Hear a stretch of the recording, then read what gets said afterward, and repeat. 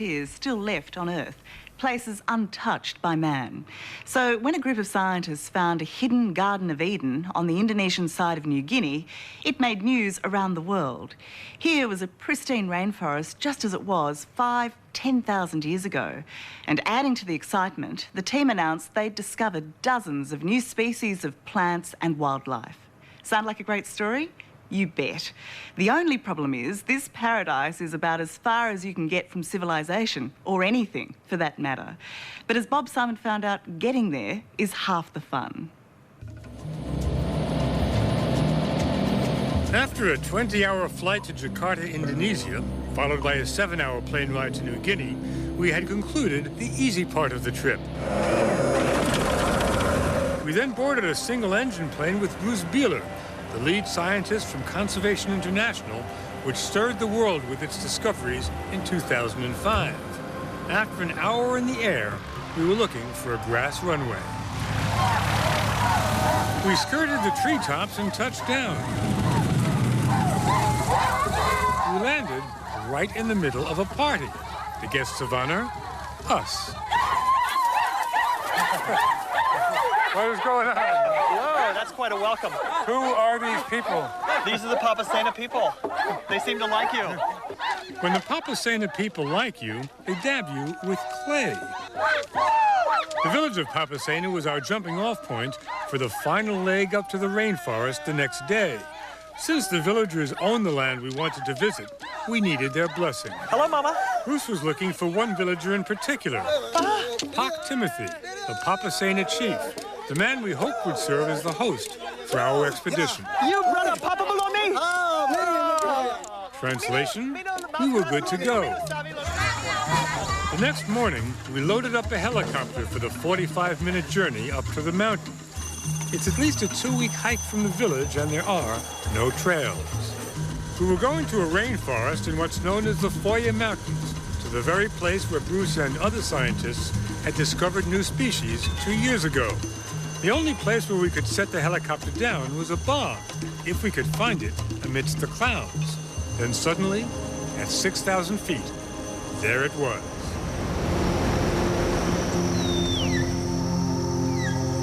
We're about as far away from home as you can get. You don't just mean geographically. We're basically at the edge of the Earth, as we would know it. There's no sign of human activity. There's no footprints, there's no trails, there are no Coke cans, no sounds except the sounds of the birds. Only a handful of humans are known to have walked this ground. Bruce had been here once before. He'd always wondered what might be hidden in this forest. But it took him 24 years of begging before the Indonesian government would let him set foot here. To help us set up a camp, we brought a few villagers from Papasena. This was it, our home for the next 10 days.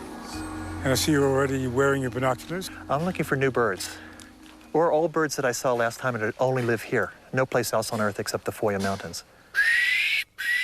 In 2005, Bruce and his fellow scientists needed only 10 minutes to find their first new species, an odd-looking bird. It didn't take us much longer to spot it. You can see these bizarre little wattles hanging down. That seems to be unique. A new bird, a new species, needs a new name. What did you come up with? Well, I've got a wife. And I thought, wouldn't it be nice to name it after her? So I named it after Carol, Melipodes caroli. It actually has an English name, too. That's the wattled smoky honeyeater. Wattled smoky honeyeater. That's a mouthful, isn't it? Most birds make a sound. As far as I know, this bird either never makes a sound or very rarely makes a sound. So we've encountered it now perhaps 40, 50 times, and it's always quiet. Bruce was on the march to find what are called birds of paradise. The black sickle-bill bird of paradise was of particular interest. The sickle-bill has a distinctive call. The bird is so rare, it took Bruce 30 years to see his first sickle-bill. We were trying to find one in 10 days. Can you see him, Bob? He's definitely curious. He's not far. And then we saw one. It was only a glimpse, but it was long enough to marvel at his extravagant tail. The key to finding the sickle-bill, it turns out, was a dead stump.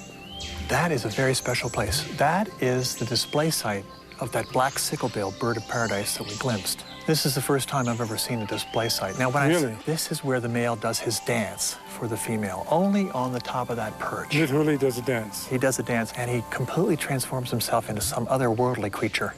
The dance is part of the mating ritual, and it only happens between 5:20 and 5:45 a.m.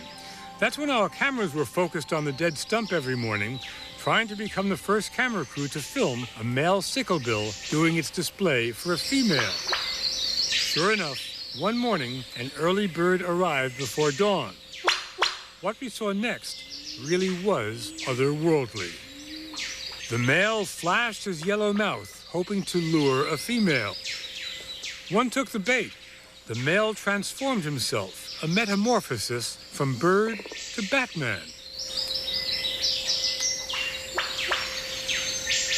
We don't know if the female was blown away by this display, but we certainly were. How could you not be impressed? It's the most fantastic thing I've ever seen. Just yards away from the dead stump, we met another character of the rainforest. A male golden-fronted bowerbird found only in the Foya Mountains was sprucing up. He's known as the architect of the forest for good reason. I like to call this the bowerbird's Tower of Love. It looks sort of like a nest, but Yes. certainly it's not a nest. You can hear the male. He's up there making weird sounds. He's created this love bower that he builds, and it's artful. He adds different colors. The bowerbird decorates his tower with fruits, snails, anything he thinks will make it stand out. And all this is to attract the girls. Yes, basically this is his Playboy pad, right? He's a single male here, polygamous. He's more discriminating in how he builds his tower than he is in the females he mates That's with. what the evolutionary biologists say. Yes, generally the females are choosy, and the males are, shall we say, horny. This tower, 3 feet tall, consists of about 500 sticks, all put together by this one male bowerbird. Surrounding it is a mossy runway where he will dance for the female as part of his display. It had never been filmed before, so our cameraman, Chris Everson, had a hiding spot built for him near the tower. Once the camera was safely tucked away behind camouflage, it was a matter of waiting and hoping. We weren't disappointed. First, a female dropped in to check out the tower. The male arrived bearing fruit in his mouth. He finally got up the nerve to lift his crest and strut his stuff.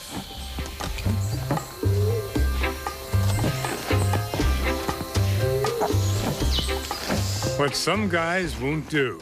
Apparently, he'll need work on his routine because the female left. According to Bruce, it may have just been too early in the season. It wasn't just unique birds that we saw. There was a burst of red in a forest of green. Ah, look at that. I can see the rhododendron over there flowering. This is apparently the largest rhododendron flower in the world. Oh, yes, it's very sweet. Oh, it's lovely. Absolutely lovely. When it rains in a rainforest, everything stops, except Bruce, who continues taking notes. And this wasn't even the wet season. It all helps the Foya Mountains in its role as species generator. The mountain range just happens to be isolated enough, it's high enough, it's wet enough, it's cool enough to be a place where unique species can evolve. There aren't many snakes in this Garden of Eden. There aren't many mammals either, at least ones known to us. Watch out here, it's tricky. We looked and looked. We battled mud Whoa, yikes. and mountain. It's gonna get worse. This is gonna be slippery here. This is the forest primeval. There are no big cats, monkeys, or elephants here, as there are next door on the island of Borneo. The large mammals never made it across the water from Asia. We did find some other interesting creatures. There were bats Ooh, look at this guy. and That is rats. a big rat. That's one of the biggest rats in the world.